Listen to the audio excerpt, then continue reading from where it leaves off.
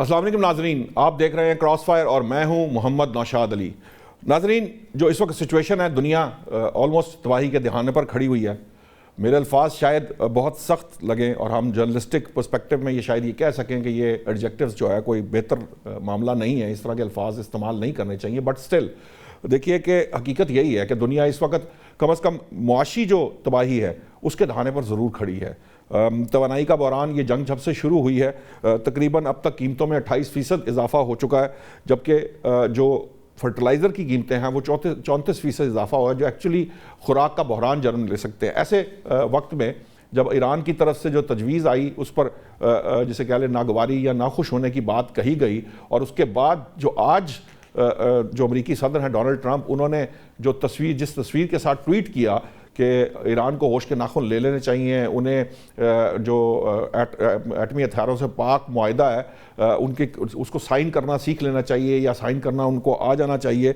उसके साथ वो एक ऑटोमेटिक राइफल लिए खड़े हैं और जिसका टाइटल था नो मोर मिस्टर नाइस गाय, यानी अब शराफत दिखाने का वक्त ख़त्म हो चुका है। लेकिन साथ ही साथ अमरीकी जो मीडिया है उसके ज़राए ये दावा कर रहे हैं कि जो ट्रंप इंतज़ामिया है उन्होंने तवील मुद्दती जो नाकाबंदी है, यानी कई माह की जो नाकाबंदी है, उसके लिए तैयारियां शुरू कर दी हैं। दूसरी जानब ईरान जो है वहाँ पर आप सब जानते हैं कि उसकी करेंसी तेज़ी से गिर रही है। गुज़िश्ता 2 दिनों में अच्छी खासी डिप्रिशिएट हो गई है उनकी करेंसी, और प्लस ये है कि वहाँ आप इन्फ्लेशन के हालात 65% से ज़ायद इन्फ्लेशन है। इस सारे मामले को ये किधर को लेके जाएगा? जो मामला ईरान और अमेरिका की हद तक महदूद है, और इनकी ये जो इस वक्त ये जो अगरचे के जंग नहीं हो रही, लेकिन ये जंग के दीगर जो टूल्स हैं उसके ज़रिए जो जंग लड़ी जा रही है, इसका दुनिया पर इसके क्या असरात होंगे, इस पर बात करने के लिए हमें ज्वाइन किया शो में शमशाद अहमद साहब, साबिक सेक्रेटरी खारजा हैं। शमशाद साहब, वेलकम टू द शो। मैं ये जानना चाहूँगा, पहला सवाल तो मैं इसलिए ये करना चाहता हूँ कि ठीक है, अमेरिका जो भी जिस तरह का भी मिजाज, ये जिस तरह का भी जो भी प्रैक्टिस कर रहा है, एक्सरसाइज कर रहा है अपने जिस भी टूल्स को, सफारती टूल को कह लें या फॉरेन पॉलिसी जो भी उसकी है, लेकिन क्या ज़रा ईरान इस सारे मामले को सस्टेन कर सकेगा अगर वाकई ये मामला जो है अब मजीद तूल पकड़ता है? तो देखिए, प्रॉब्लम ये है कि ट्रंप ने भी यही अजम्पशन रखी थी कि ईरान इस मसले को ज्यादा सस्टेन नहीं कर सकेगा, लेकिन ईरानियों ने दिखा दिया। उन्होंने जंग के पहले हफ्ते में ही दिखा दिया था कि they are capable of defending themselves. ये जंग जो थी ये एक बेसिकली वॉर ऑफ अग्रेशन थी, गलत जंग थी। किसी से अप्रूवल नहीं मिली थी इसकी, ना यूनाइटेड नेशन से, ना अमेरिका के किसी भी लेजिस्लेटिव इदारे से। तो गज़े के अमेरिका में भी कोई इसको किसी किस्म की लेजिटिमेसी नहीं थी, आलमी सतह पर भी लेजिटिमेसी नहीं थी। और जब ये लड़ने चला था तो इसके साथ यूरोप इसके साथ नहीं था, नेटो नहीं था, सिर्फ ये और इसराइल, ये 2 बंदों की जंग थी, नेतन्याहू और डोनाल्ड ट्रंप।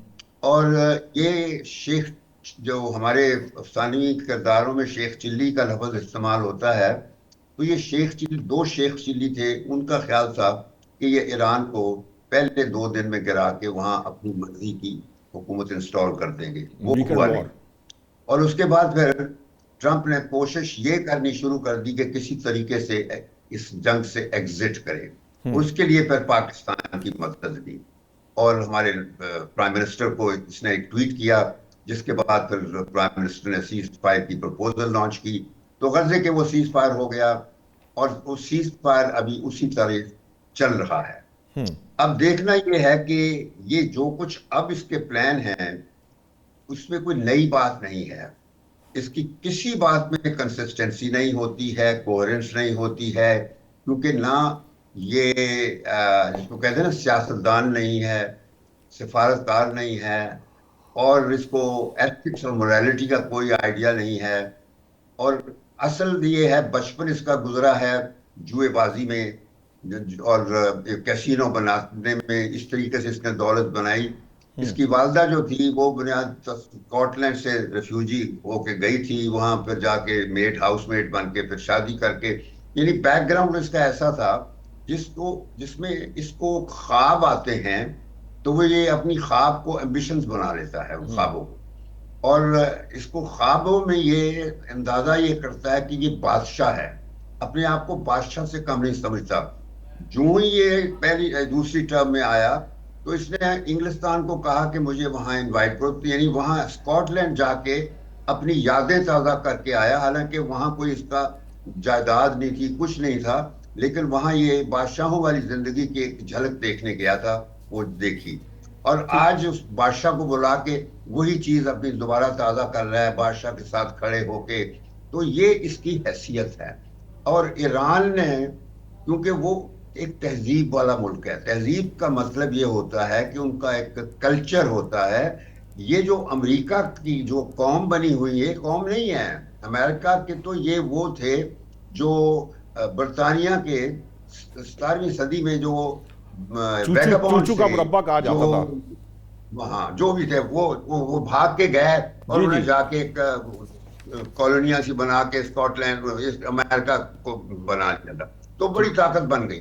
और इनको कामयाबी के साथ इन्होंने अच्छा काम किया और बड़ी ताकत बन गए। यानी एक पहली जंग अजीम में भी इनको विक्ट्री हासिल हुई, दूसरी जी में हुई, और दूसरी के बाद फिर ये इन्होंने सोवियत एम्पायर को डिसमेंटल कर दिया।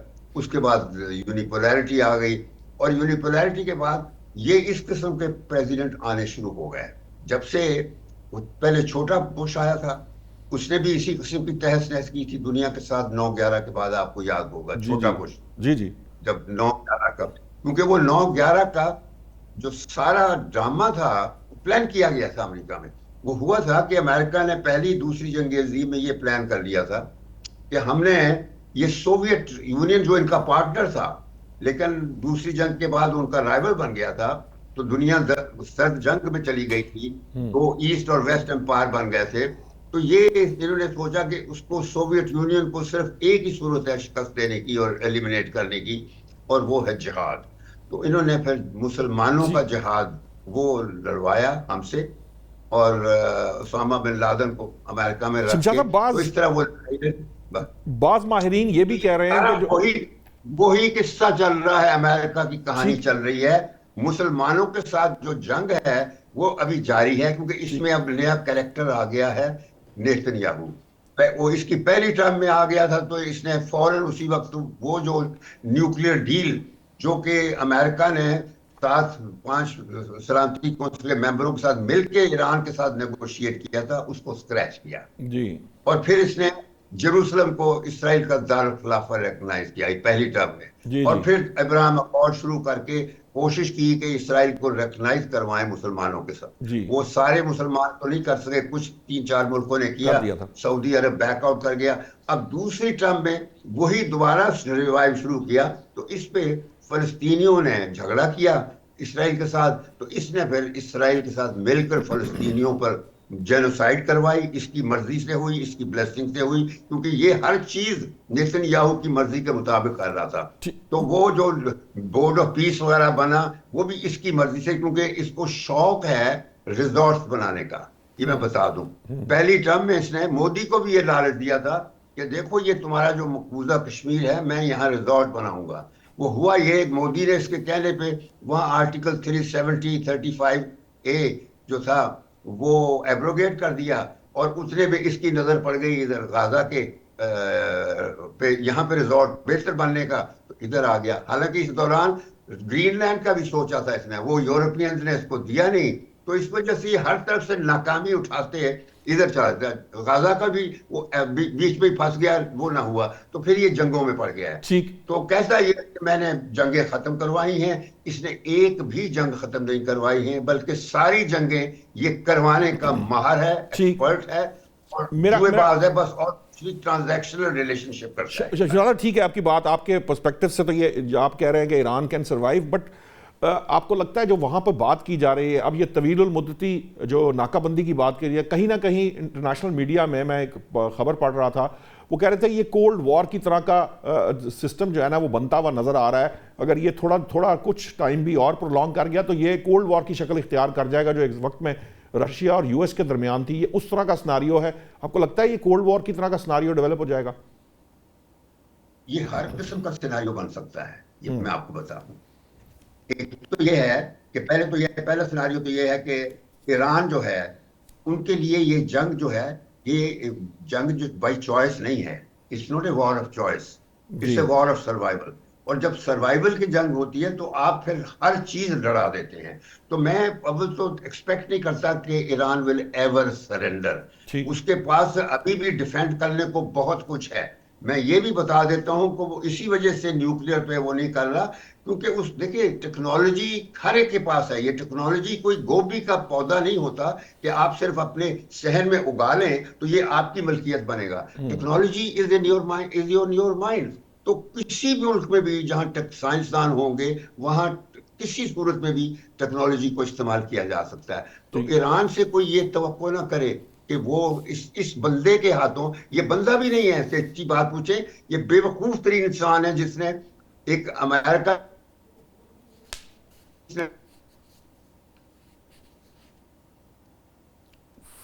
ग्रेट पावर बना था, जी इसने 40 ग्राम से नीचे को रैप कर दिया। आज अमेरिका की ग्लोबल सतह पे कोई पोजीशन नहीं है। America is no longer a super power. ये आज सिचुएशन है, ये जो मर्जी कर ले कुछ भी नहीं होगा। Iran will never then surrender. मैं आपको बता दूं, व्हिच कोल्ड वॉर का तो बाद में बंद होगा। कौन होगी फिर सुपर पावर? कोल्ड क्योंकि वॉर अभी शमशाद नहीं, साहब, देखिए बात सुन लीजिए। उसके लिए कोल्ड वॉर का जो सिलसिला था ना, वो दो ताकतों के दरमियान था। ये सुन लीजिए, जी जी वो जी जी थी वही, यानी अमेरिका और सोवियत यूनियन। बोला कि ये पार्टनर्स थे दूसरी जंग में, मगर उनको पता था कि हमारे राइवल हैं। तो अमेरिका ने सोवियत यूनियन को खत्म करने के लिए इस्लाम का सहारा लेके कर दिया। जब वो मकसद हासिल कर लिया और कोल्ड वॉर, बर्लिन की दीवार गिरा दी गई, ईस्ट जर्मनी और वेस्ट जर्मनी यूनाइट कर दिया गया, यूरोप और अमेरिका और NATO great power military bandwagon बन गए यूनिपोलैरिटी के बाद। 1990 के बाद से एक नया चैप्टर शुरू होता है जो यूनिपोलैरिटी था। लेकिन अमेरिका ने को जो कहते हैं ना सर्वाइव करना नहीं आया, कि 90 के अंदर 10 सालों के अंदर जो आने वाले प्रेसिडेंट थे उन्होंने अमेरिका की तहस नहस कर दी, बेड़ा गर्क कर दिया America by fighting wars against the Muslim world. Muslim ठीक। दुनिया सेकंड राइवल था, उसको इन्होंने डिवाइड करने के लिए अफगानिस्तान से चक्कर शुरू किया 9/11 के फौरी बाद। और वो यूनाइटेड नेशंस की मंजूरी से हुआ था, लेकिन उसके बाद इराक पे हमला किया, इराक के बाद फिर लिबिया पे किया, सीरिया पे किया। यानी वो जंगें लड़ी जिसमें इनको बहुत नुकसान हुआ। वो ये बनाते थे मॉन्स्टर्स, और वो मॉन्स्टर जो थे वो इनके अमेरिकनों के खिलाफ थे। इन्होंने तालिबान भी इन्होंने बनाए थे, जी जी सोवियत यूनियन को लड़ने ये मुजाहिदीन। यहाँ पे जब सीरिया और इराक में लड़ रहे थे, तो वहां इस्लामिक से जो मैं इस्लामिक इंसर्जेंट बने थे, वो इनके खिलाफ हो गए थे। उनके खिलाफ फिर ये लड़ाइयां लड़ते लड़ते फिर इवेंचुअली इमरान खान से रिक्वेस्ट करनी पड़ी डोनाल्ड ट्रंप को कि मुझे जान छुड़ाओ इनसे, तालिबान से।